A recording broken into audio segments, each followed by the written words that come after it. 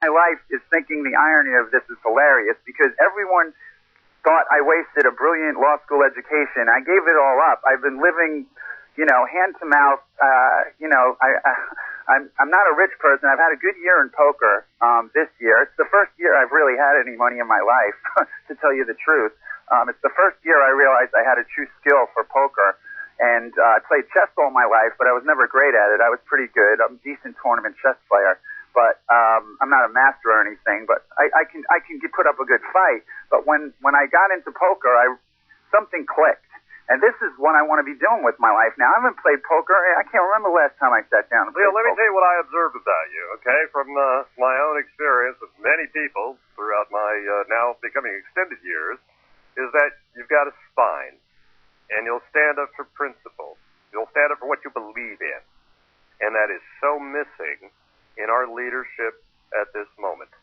Well, I think that our men and women in the military, our police officers, are all the people who have to, the firemen, the people. There's so many brave people in this country. The working mother, the nurse, all these people that have to do a real job every day. Okay, and they work so hard to feed their families, to do what's right. The soldiers, they're so brave. They put their own freedom and their own lives in front of us, and they stand up for us. And these politicians in Washington, they are so sickening from the left to the right.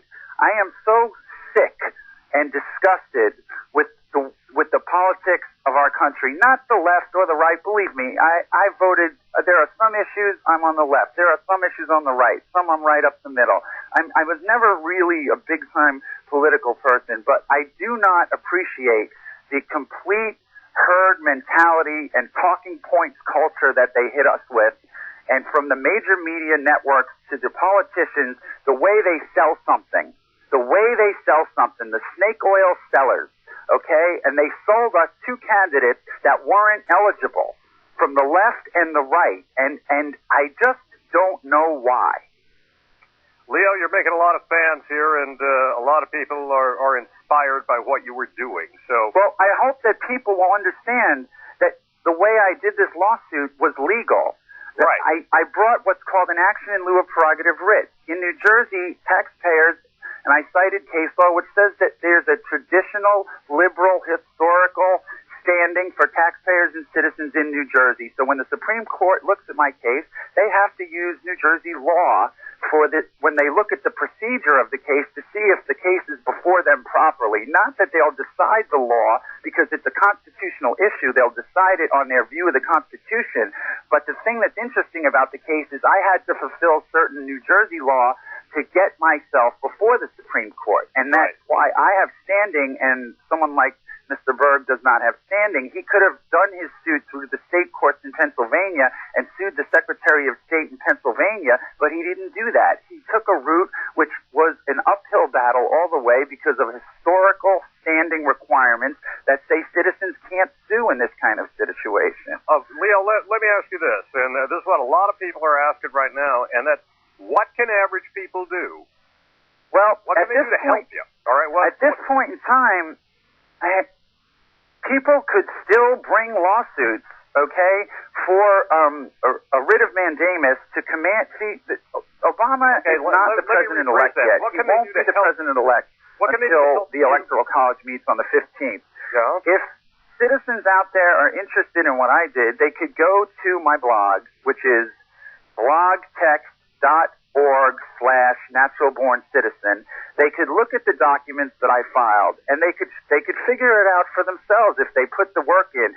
I made the site to educate people and to teach them that they have a power, that there is a we the people in this country, but you can't do it any way you want. You got to put some effort in and understand that there are procedures that allow you to use the law to your benefit, to the benefit of the public good. We can't hope for it. We have to make it happen. That's right. And you got to put some sweat equity into it, and that's really all that it takes. That's true. And it's not that difficult. For instance, this issue of Article 2, Section 1, that natural-born citizens or citizens at the time of the adoption of the Constitution, that is not that hard to understand. There's two sets of people. It's very clear. natural-born citizens and citizens at the time of the adoption of the Okay, Constitution. let me ask you this, okay? If we rattle Justice Thomas's fax machine off the desk, is that... I don't think people should do that now. The case has been docketed. I think everyone should just step back now. The only reason to have written was to let Justice Thomas know that the case was coming to him. If he doesn't know it was coming to him now, he'll never know. It's either it's on his desk right now, or someone has fraudulently said it's on his desk in the docket, and I don't think they would be so bold as to do that. I don't think so. I checked the Supreme Court's website myself, and it shows it as being there. Right. So I would say for people to stop calling, stop faxing, and stop writing. I didn't tell anyone to give out the fax number or anything like that. I asked people to learn about my case, and if they felt compelled to write a letter because something had been done that was wrong, then they should write. But I didn't tell anybody to just write and just do what I tell you to do. I don't believe in that talking points herd mentality.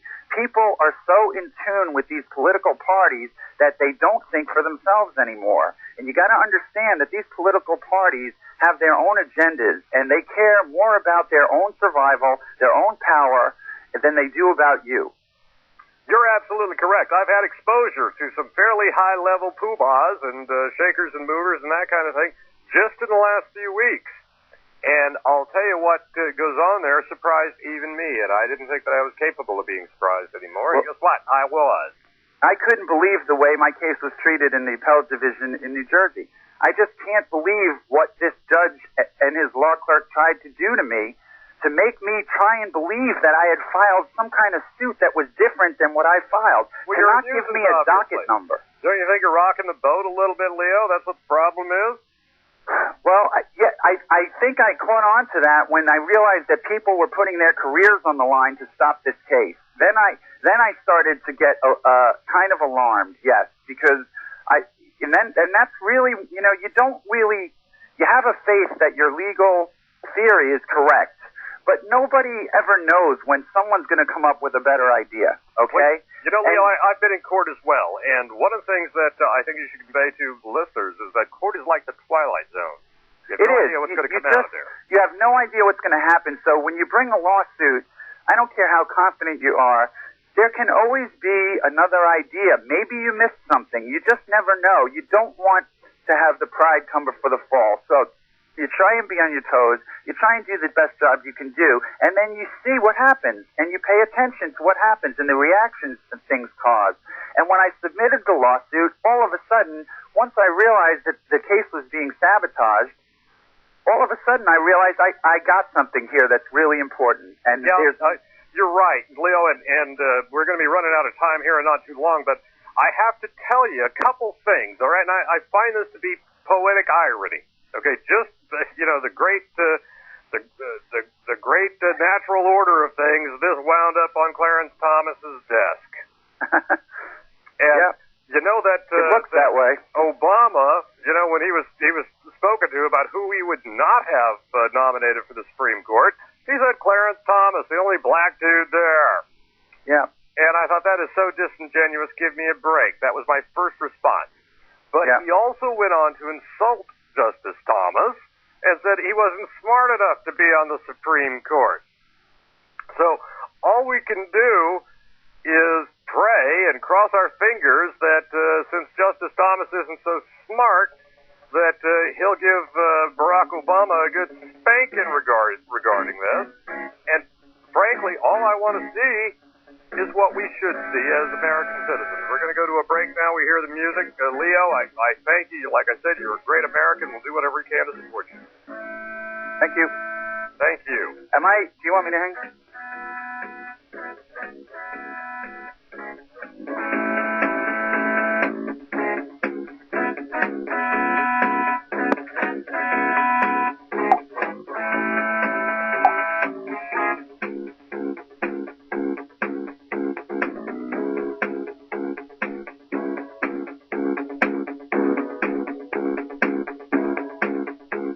You are listening to the Joe Thunder Show on the Plains Radio Network.